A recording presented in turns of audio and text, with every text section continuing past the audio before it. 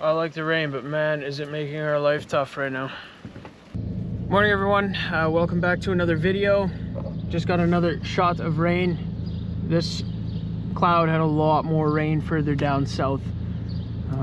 For us though, it did not have more than 2 or 3 millimeters, it looks like, which is welcome moisture. It's just, we had so many guys lined up this morning, 7 a.m, go start hammering loads to the pile, and now it's just a little bit too wet to start. It's not even like that we got a ton of moisture for the fields.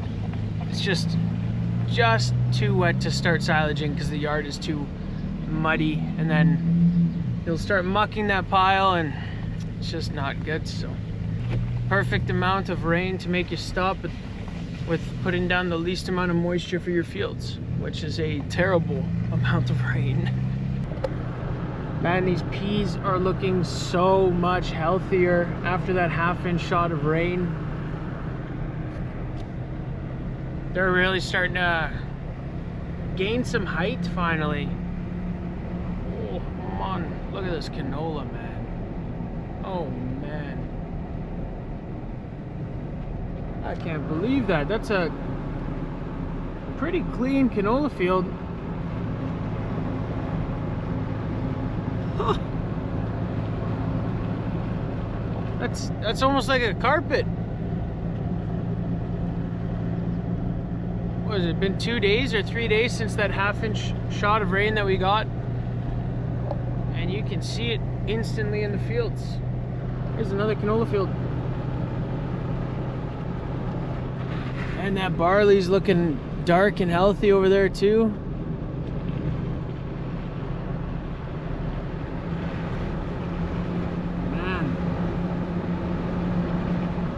It's gonna need a lot more to keep going, but I feel like we're still on the right track to have some decent crops this year. I'm heading out to the field right now where we were going to chop this morning, just to see how dry it is out there. We are on the south part of this half section, checking it out. I just wanted to come out here and see what crop we're looking at. First of all, look how wet it is. Just hit it and you see all the water jumping, so be nice if that could dry. The sun is almost coming out. I don't know how much you guys can see, but if you look in the distance, it's all kind of foggy because it's so humid right now. It's unreal. The ground is pretty wet here. I think trucks can get over it though as soon as the sun hits it. This ground is sandy, so it dries out really quick. It also takes quite a bit of moisture down, so shouldn't take too long. We cut this field, I believe they said 10-degree angle or 15 or 20. That's due east, that's due north, and we cut it at this angle. And the reason we did that is so the crop doesn't lay in between the stubble rows. So you want to lay it over at an angle. That just makes it a lot easier to pick up.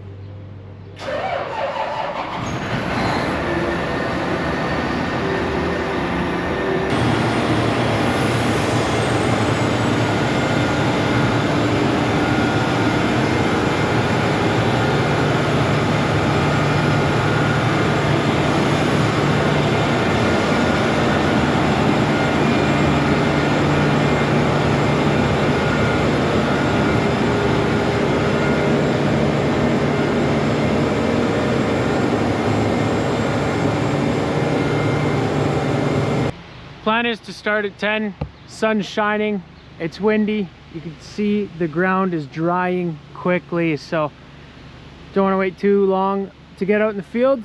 We want to be chopping for as many potential hours as we can be. One thing we got to do though, before we can get out to the field, is get our inoculant pump working, which is in this box right here. And there's a broken line here, so this line goes through here. There's a little motor that spins, and then it just uses this squishy rubber hose to pump the inoculant, and it feeds into the machine somewhere on the side here. Feeds it into the crop flow right there. as it goes up the spout. So we need to get that figured out yet. All right, we are ready to head to the field. It's just after 10. Everything on this thing should be good to go. Inoculant applicator is not ready though. That's a little bit unfortunate, but we just do not have the proper part to get her going. Lift this head up. Beauty. Entering the field right now. Oh yeah, there's still some drops of water on these swaths, but that's okay.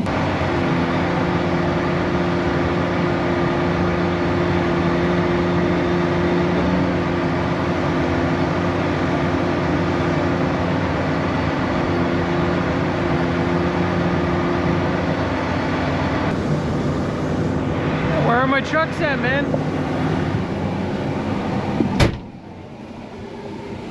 Granted, I got to the field in less than half the time I would have with the JF stalls, so I guess while we're waiting for the first truck, I'll show you guys what I bring to the field. First of all, shout out to De La Vol for this nice cooler bag. Got some beef jerky, of course. Got some chocolate milk. Got some must-have. Water.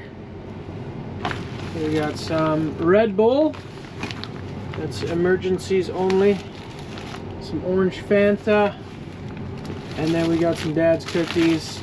Welch's fruit snacks. Fruit by the foot. And some granola bars. Oh. And this is dessert for all of the previous items mentioned.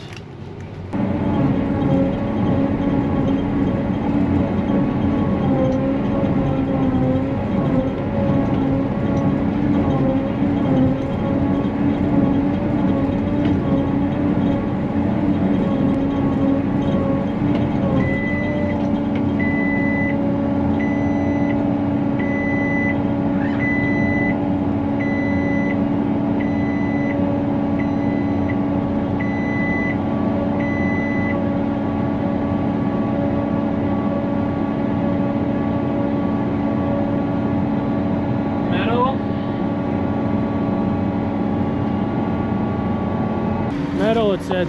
It already came out though. I'll just lift up and go over it.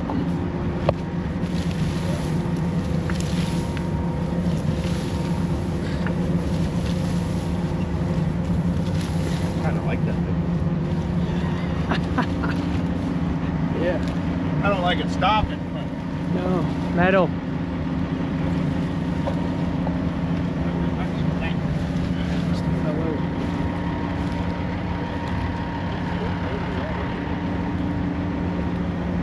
Think we have enough moisture to still make silage?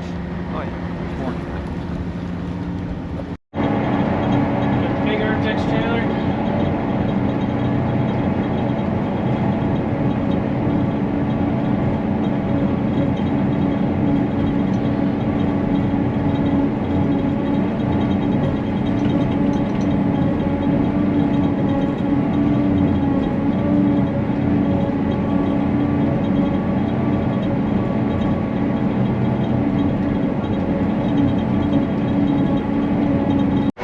I could see one truck leaving the field and this truck just left now, so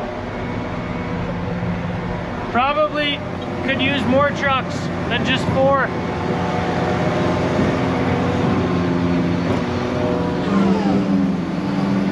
I could hear it shuts off as soon as the operator leaves the seat. Oh.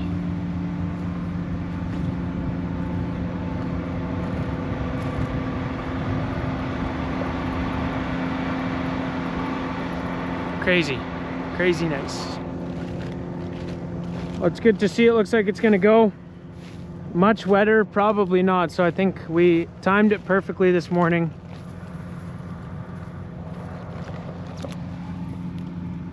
Quite a bit of moisture in this ground yet, actually.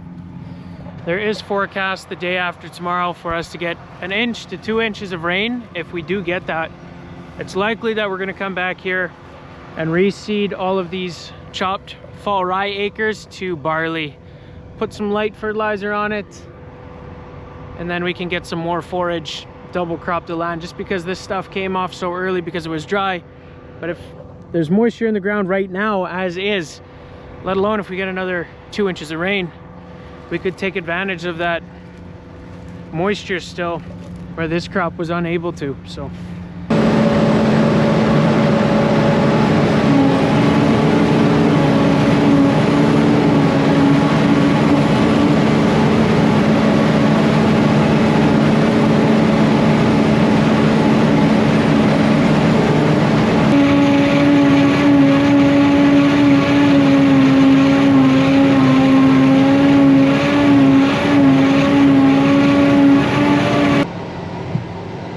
lunch vehicle is here.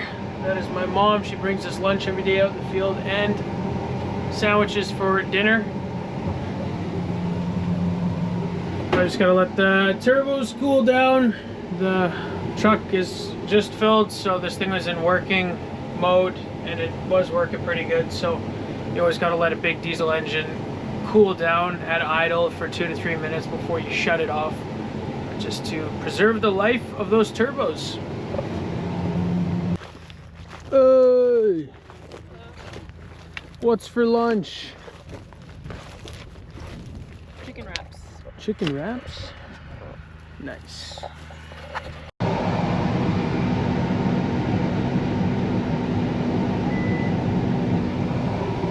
That is a full load on that truck there. That is unreal.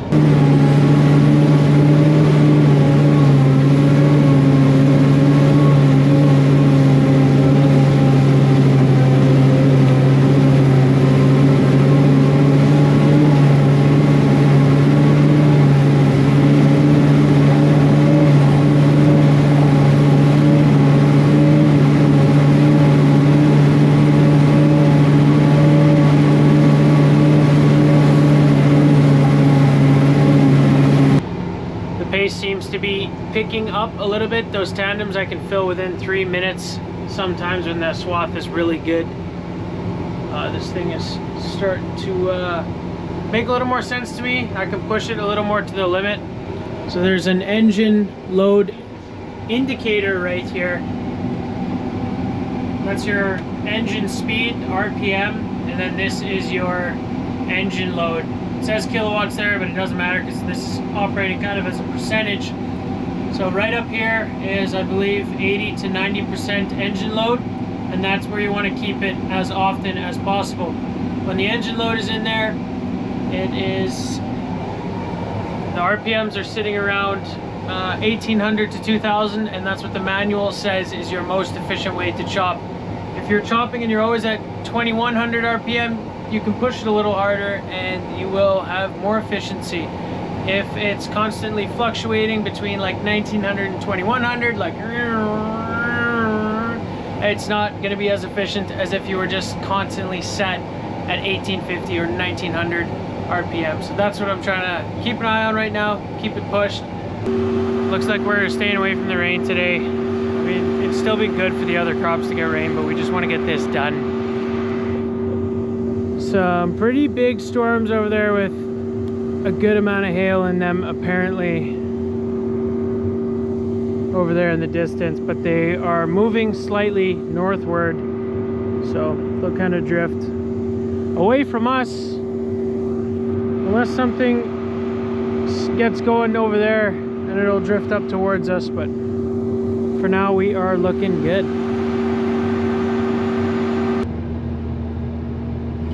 I just entered a sharpening cycle. It's crazy. It's sharpening right underneath my feet right now. So you can see it's got sharpening cycles. That is the drum speed. So we just finished one cycle.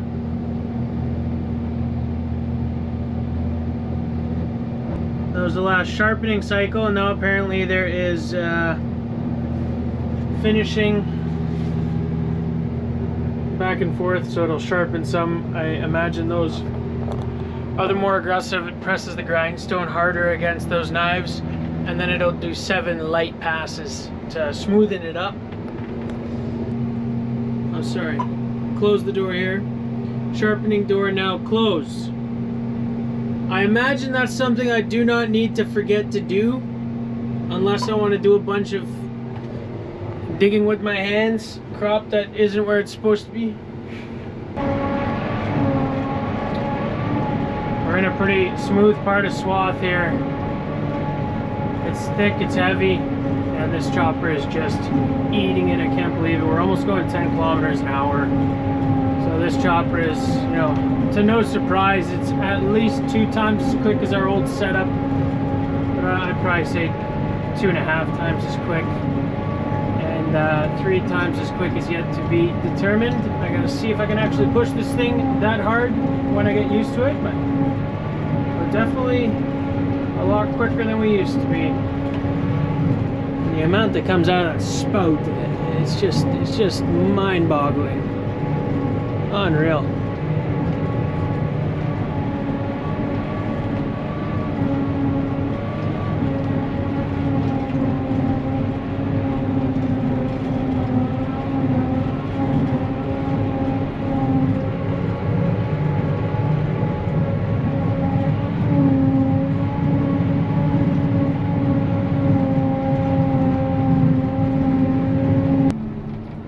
Well, that's day 2 done. We gotta go back to the yard, do servicing, but realistically there is nowhere near as much servicing on this chopper as there was on our last one.